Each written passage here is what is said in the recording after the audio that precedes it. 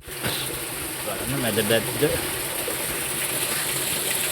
උඩ කොළොනිය එකේ කොළොනිය දෙමෝදර පැත්තට වෙනකම් වතුර ගින්න ගල් ලබන මේක වලේගඟ පාලමත් එක්කම තියෙන්නේ. ආව පොඩ්ඩක් උඩු පැත්තේ පොඩි කඩයක් තියෙනවා. කඩේ ළඟ උඩු පැත්තේ තියෙන මේ තනිකර කළුගලෙන් බැඳලා තියෙන 1956 මේ කරලා තියෙන්නේ බණ්ඩාරනායක මහත්තයාට මේ කරලා තියෙන්නේ.